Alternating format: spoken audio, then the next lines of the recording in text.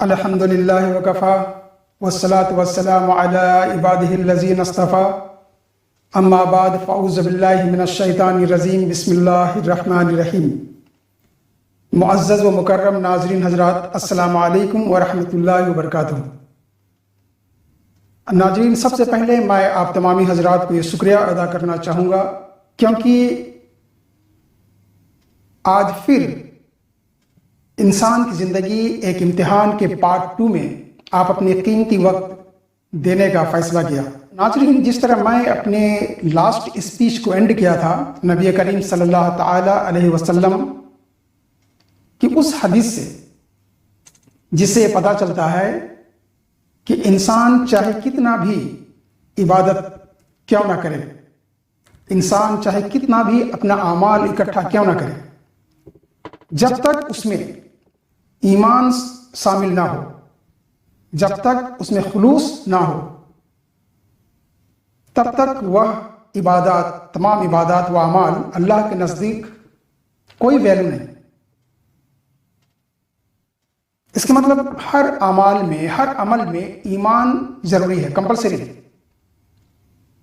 تو آئیے قرآن پاک میں ایمان کا مطالعہ کریں، جہاں اللہ سبحانہ و تعالیٰ کہتا ہے قرآن is a guide for humanity, Quran is a book of knowledge۔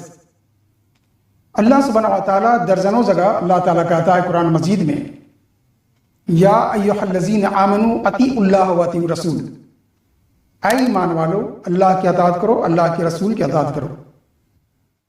سورہ ال عمران سورہ نمبر 3 آیت نمبر 32، سورہ ال عمران سورہ نمبر 3 آیت نمبر 32 میں اللہ تعالیٰ کہتا ہے اطیعوا اللہ واطیعوا الرسول۔ سورہ نساء سورہ نمبر 4 آیت نمبر 59، سورہ مائدہ سورہ نمبر 5 آیت نمبر 92 میں بھی اللہ تعالیٰ کہتا ہے اطیعوا اللہ واطیعوا الرسول۔ سورہ انفال سورہ نمبر 8 آیت نمبر 1، سورہ انفال سورہ نمبر 8 آیت نمبر 20، سورہ انفال سورہ نمبر 8 آیت نمبر 46، سورہ نور سورہ نمبر 24 آیت نمبر 54، سورہ محمد سورہ نمبر 47 آیت نمبر 33، سورہ مجادلہ سورہ نمبر 58 آیت نمبر 13، اور سورہ تغابن سورہ نمبر 64 آیت نمبر 12۔ ان تمام جگہوں میں اللہ تعالیٰ کہتا ہے اطیعوا اللہ واطیعوا الرسول، یا ایھا الذین آمنوا اطیعوا اللہ واطیعوا الرسول، اے ایمان والو اللہ کی اطاعت کرو، اللہ کے رسول کی اطاعت کرو۔ ان تمام آیتوں کے مطالعہ سے یہ چلتا ہے پتہ کہ اللہ تعالیٰ ایمان والوں کے ساتھ ہے۔ اب سوال یہ ہے کہ ایمان والا کون ہے اور ایمان کیا ہے؟ تو آئیے میں ایک حدیث کوٹ کرتا چلوں، صحیح مسلم جلد نمبر 1 کتاب الایمان حدیث نمبر 6 اور والیوم نمبر 2 میں، جہاں رسالت مآب صلی اللہ تعالی علیہ وسلم نے فرمایا، جب ایک شخص نے آپ سے پوچھا کہ اللہ کے رسول ایمان کیا ہے، آپ صلی اللہ تعالی علیہ وسلم نے فرمایا ایمان وہ ہے کہ آپ اللہ پر ایمان لاؤ، ان کے ملائکوں پر ایمان لاؤ، ان کی کتابوں پر ایمان لاؤ، ان کے پیغمبروں پر ایمان لاؤ، اور آخرت قیامت کے دن پر ایمان لاؤ، اور قدر تقدیر پر ایمان لاؤ۔ اور اگر آپ قرآن مجید پڑھیں گے سورہ بقرہ سورہ نمبر 2 آیت نمبر 177 میں اللہ تعالیٰ کہتا ہے کہ نیکی کچھ یہی نہیں ہے کہ منہ کرو اپنا مشرق یا مغرب کی طرف، بلکہ بڑی نیکی تو یہ ہے جو کوئی ایمان لائے آخرت پر، ان کے فرشتوں پر، ان کی تمام کتابوں پر، تمام پیغمبروں پر۔ تو ان تمام اللہ کی کتاب کی ان تمام چیزوں سے مطالعہ کرنے کے بعد اور تمام حدیثوں کے مطالعہ کرنے کے بعد ہم اس نتیجے پر پہنچتے ہیں کہ اگر ہم اپنی زندگی میں اطیعوا اللہ واطیعوا الرسول کو ایک بیس بنا لیں، ایک آدھار بنا لیں، تو انشاءاللہ یہ ہمارے لیے راہ نجات ثابت ہوگی اور ہم دونوں جہاں میں کامیاب ہوں گے۔ اور ناظرین حضرات، میں اپنی اسپیچ کے شروع میں قرآن پاک کے ایک مشہور آیت سورہ ملک سورہ نمبر 67 آیت نمبر 2 پڑھنے کا شرف حاصل کیا۔ الذی خلق الموت والحیات لیبلوکم ایکم احسن عملا وہو العزیز الغفور۔ Who created death and life that he might try you as to which of you is better indeed۔ جس نے بنایا موت اور حیات تاکہ پرکھ سکے تم میں سے بہتر عمل کون کرتا ہے۔ تو ناظرین حضرات، اس آیت سے یہ انکار نہیں کیا جا سکتا کہ ہماری زندگی ایک امتحان نہیں ہے۔ ہماری، آپ مانو یا نہ مانو، حیات ہے، آغاز اور اس کا انتہا موت ہے۔ جیسے کہ ایک طالب علم، ایک اسٹوڈنٹ کوئی ایگزامینیشن ہال ایگزام دینے کے لیے جاتا ہے، جیسے ہی وہ ایگزامینیشن ہال میں انٹر کرتا ہے تو اسے ایک کوشچن پیپر، ایک پرشن پتر ملتا ہے جس میں لکھا ہوا آتا ہے ریڈ دا انسٹرکشن کیئرفلی۔ اس کو پڑھنے کے بعد پھر ایک گھنٹی بجتی ہے، اب جا کر اس کا امتحان اسٹارٹ ہوتا ہے، اس کا ٹیسٹ شروع ہوتا ہے۔ بہو ہماری زندگی بھی اسی طرح ہے۔ جب اللہ سبحانہ و تعالیٰ کسی انسان کو اس دھرتی پر بھیجتا ہے تو جب تک وہ نابالغ ہے، ریڈ دا انسٹرکشن کیئرفلی کے اسٹیج پر وہ ہوتا ہے، مگر جیسے ہی وہ بالغ کے دہلیز پر اپنا قدم رکھتا ہے اس کا ٹیسٹ شروع ہوتا ہے۔ لیکن آج دنیا میں لوگ اتنے غفلت میں ہیں مانو کہ انہیں لوٹ کر اپنے رب کے پاس جانا نہیں۔ قرآن سے بے خوف بے خبر، دین سے بے خوف بے خبر، حدیث سے بے خوف بے خبر، جبکہ اللہ سبحانہ و تعالیٰ اپنے مقدس کتاب میں ہر جگہ ہمیں کیسے جینا ہے، اس دھرتی پر ہمیں کیوں بھیجا گیا، یہ کلیئر ہے۔ اللہ سبحانہ و تعالیٰ سورہ رحمان سورہ نمبر 55 اور آیت نمبر 26-27 میں کہتا ہے کل من علیہا فانی وَيَبْقَى وَجْهُ رَبِّكَ ذُو الْجَلَالِ وَالْإِكْرَامِ۔ All that is on the earth will perish, and the person your Lord, full of majesty and splendor, will endure۔ اس دھرتی پر، زمین پر جو کچھ ہے فنا ہو جانے والا ہے، اور باقی رہے گا تیری رب کی ذات عظمت اور بزرگی والا۔ لیکن انسان کو، ہم مسلمانوں کو اس پر کوئی فرق نہیں پڑتا۔ اللہ تعالیٰ کہتا ہے کل نفس ذائقۃ الموت، ہمیں اس کا کوئی فرق نہیں پڑتا۔ اللہ تعالیٰ قرآن میں کہتا ہے درجنوں جگہ یا ایھا الذین آمنوا اطیعوا اللہ واطیعوا الرسول۔ ہم مسلمانوں کو، ہم انسانوں کو اس کا کوئی فرق نہیں پڑتا۔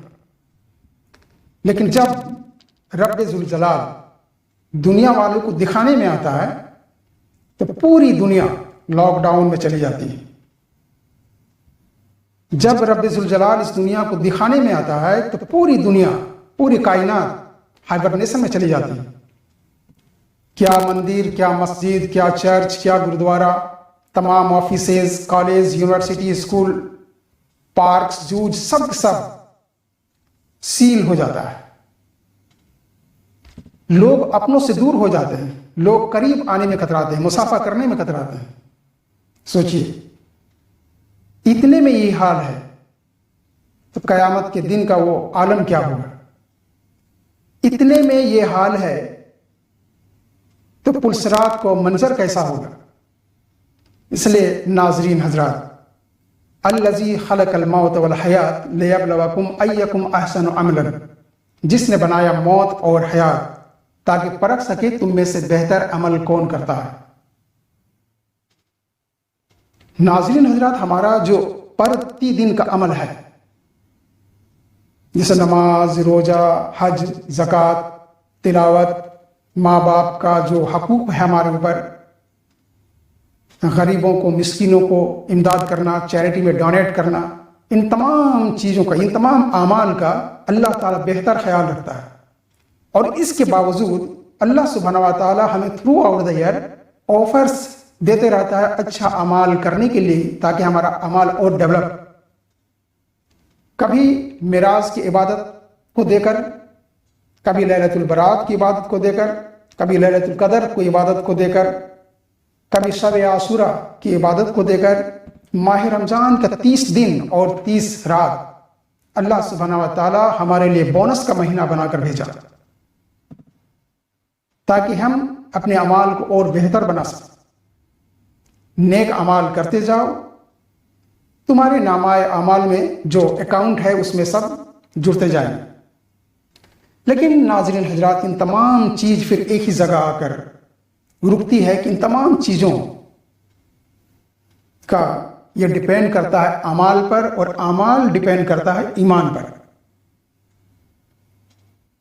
اگر ایمان میں گڑبڑی ہوئی تو آپ کی ساری عبادت ڈسٹ بین میں، سمجھ گئے نا، وہ تمام اعمال آپ کا کھائی میں چلا جائے گا۔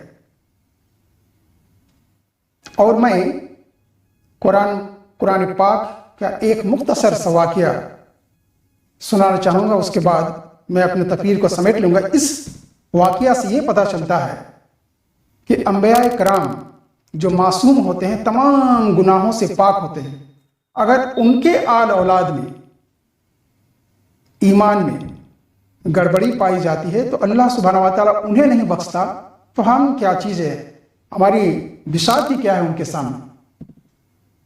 واقعہ یوں ہے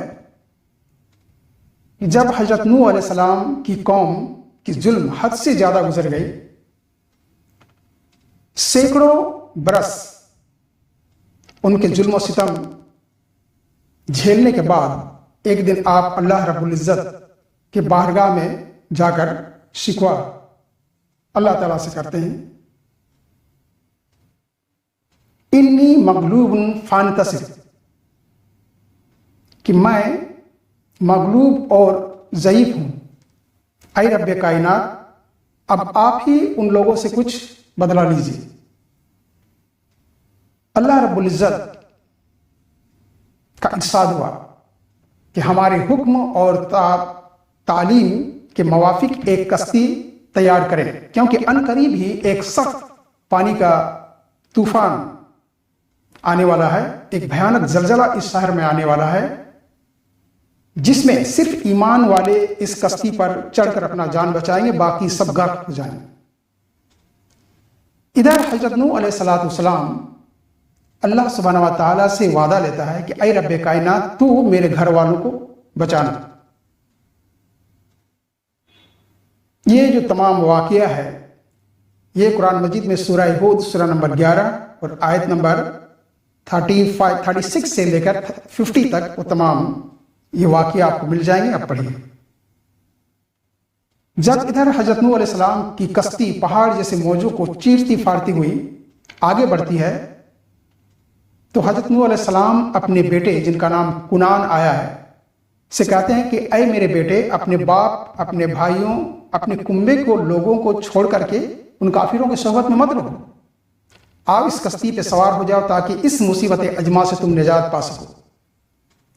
ان کا بیٹا کہتا ہے کہ اس ڈیزرٹ میں، اس ریگستان میں اتنا باڑ آئے گا، اتنا بڑا سیلاب ہوگا، اور اگر آئے گا تو میں اس پہاڑ کی چوٹی پر چڑھ کر اپنا جان بچا لوں گا۔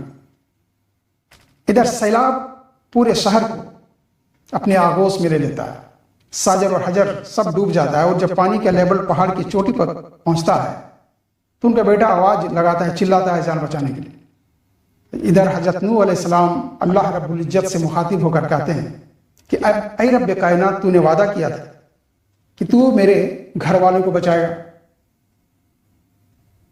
اللہ سبحانہ و تعالیٰ کہتا ہے کہ ہم تمہارے گھر والے کو بچائیں